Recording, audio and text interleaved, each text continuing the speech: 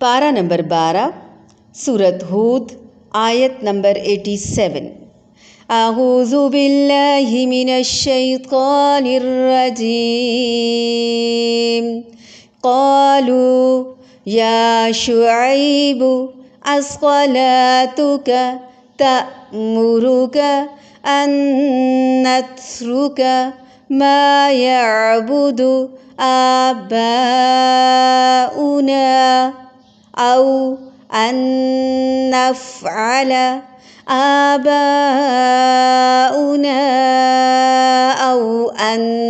نفعل في أموالنا ما نشاء إنك لأنت الحليم الرشيد لأنت الحليم الرشيد قالوا يا شعيب وصلاتك تأمرك أن نترك ما يعبد آباؤنا أو أن نفعل في أموالنا ما نشاء إنك لأنت الحليم الرشيد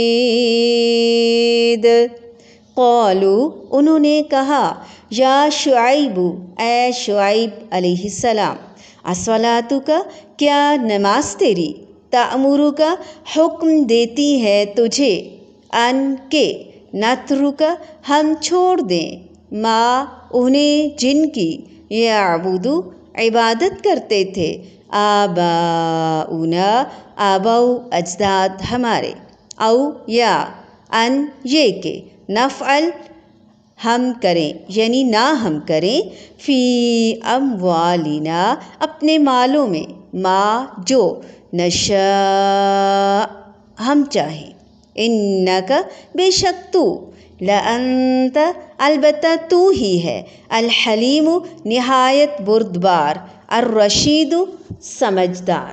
انہوں نے جواب دیا کہ اے شعیب کیا تیری نماز تیری صلاح تجھے یہی حکم دیتی ہے کہ ہم اپنے باپ دادوں کے معبودوں کو چھوڑ دیں اور ہم اپنے مالوں میں جو کچھ چاہیں اس کا کرنا بھی چھوڑ دیں؟ تو بڑا ہی باوقار اور نیک چلن آدمی ہے۔ صلاح سے مراد عبادت دین یا پھر تلاوت لی گئی ہے۔ بعض مفسرین کے نزدیک زکوٰۃ و صدقات بھی ہیں جس کا حکم ہر آسمانی مذہب میں دیا گیا ہے۔ اللہ تعالیٰ کے حکم سے زکوٰۃ اور صدقات کا اخراج اللہ تعالیٰ کے نافرمانوں پر نہایت شاق گزرتا ہے، اور وہ سمجھتے ہیں کہ جب ہم اپنی محنت اور لیاقت سے مال کماتے ہیں تو اس کے خرچ کرنے یا نہ کرنے میں ہم پر پابندی کیوں ہو، اور اس کا کچھ حصہ ایک مخصوص مد کے لیے نکالنے پر ہمیں مجبور کیوں کیا جائے۔ اسی طرح سے کمائی اور تجارت میں حلال اور حرام اور جائز اور ناجائز کی پابندی بھی ایسے لوگوں پر نہایت گراں گزرتی ہے۔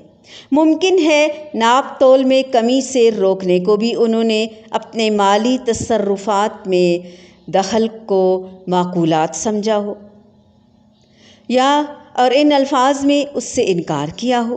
دونوں ہی مفاہیم اپنی اپنی جگہ صحیح ہیں۔ قوم شعیب نے انہیں نماز کا طعنہ دیا، یہ بڑی ہی شیطانی بات ہے۔ نماز پڑھتے دیکھ کر ابلیس پر غم کا دورہ پڑتا ہے کہ مجھے سجدے کا حکم دیا گیا اور میں نہ کرنے پر رد ہو گیا، اور بنی آدم سجدے پہ سجدے کر رہا ہے، لہٰذا اسے شدید تکلیف ہوتی ہے اس بات پر، اور وہ اپنے ساتھیوں کو اکساتا ہے۔ نماز کا طعنہ دینا شیطانی فعل ہے، لہٰذا اگر کبھی کسی نمازی سے خطا ہو تو اسے کبھی نماز کا طعنہ نہ دیا جائے، یعنی ویسے تو بڑے نمازی بنتے ہو لیکن، یا یہ کہ تمہاری نماز تمہیں یہی سکھاتی ہے، وغیرہ وغیرہ۔ قوم شعیب کو یہ تکلیف بھی تھی کہ اسلام پیسے کے معاملے میں انسان کی آزادی سلب کر لیتا ہے۔ یقیناً اللہ تعالیٰ کی بندگی کرنے میں انسان پوری زندگی اللہ تعالیٰ کی مرضی کے مطابق گزارتا ہے۔ مال کمانا، پھر سود، حرام، رشوت کی ممانعت ہونا، خرچ کرنے میں آزادی تو ظاہر ہے ختم ہو ہی جاتی ہے۔ مال چونکہ اللہ تعالیٰ کی امانت ہے، لہٰذا اللہ تعالیٰ سے ڈر کر خرچ کرنا پڑتا ہے، اسراف سے بچنا ہوتا ہے، اللہ تعالیٰ کی راہ میں دینا ہوتا ہے۔ یہی تو انہیں گوارا نہ تھا۔ اگر وراثت کا معاملہ لیں تو ماں باپ محنت سے کماتے ہیں، بچاتے ہیں، بناتے ہیں، لگاتے ہیں، لیکن وراثت کے معاملے میں ماں باپ کی مرضی نہیں، رب کی مرضی۔ بچہ فرما بردار ہے یا نافرمان، لائق ہے یا نالائق، سب کو برابر حصہ تو بہت بڑی بات ہے، تحفہ تک نہیں دے سکتے اپنی مرضی سے، ایک کو زیادہ اور ایک کو کم۔ تو انہیں یہ بات گوارا نہ تھی کہ ہم سے ہماری مرضی چھین لی جائے، لیکن نادانوں کو یہ بات سمجھ میں نہ آئی کہ چند روزہ زندگی کا سودا کر کے ابدی جنت بھی تو خریدی جائے گی۔ وہ اپنی خود مختاری من مانی کا سودا کرنے پر تیار ہی نہ تھے۔ قوم شعیب نے یہ طعنہ بھی دیا، بس تو ہی ایک اعلیٰ ظرف انسان رہ گیا ہے، صرف تو ہی ایک راست باز آدمی ہے۔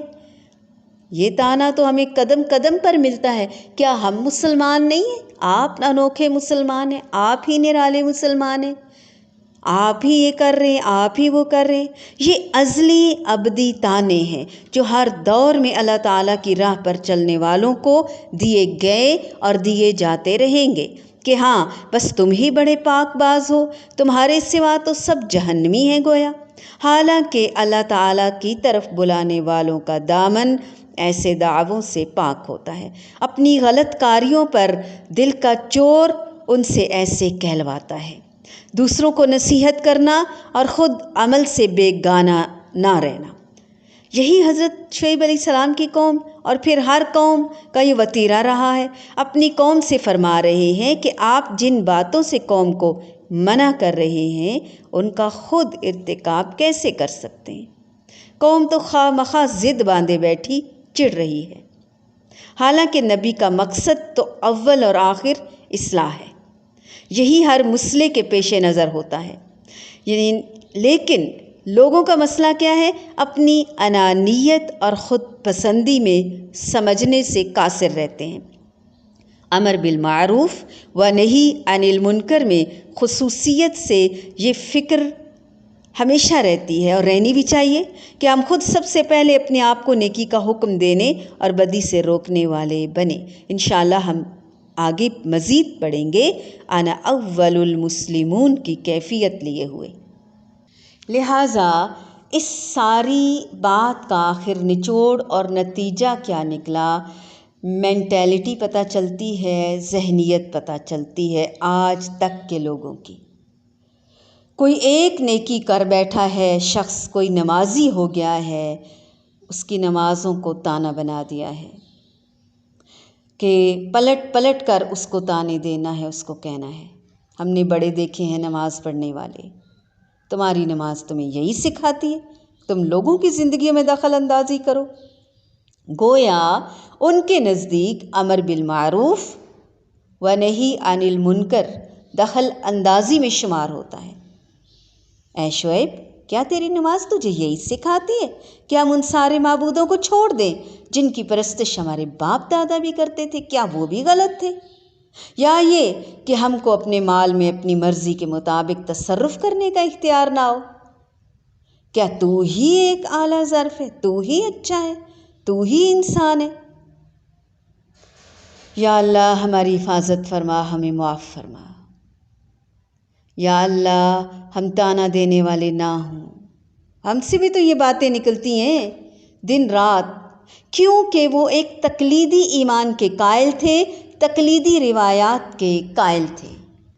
قالوا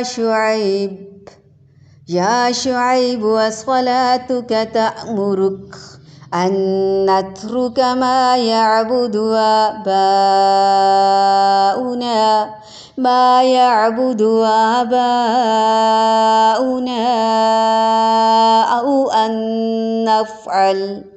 أو أن نفعل في أموالنا ما نشاء إنك لأنت الحليم الرشيد إنك لأنت الحليم الرشيد۔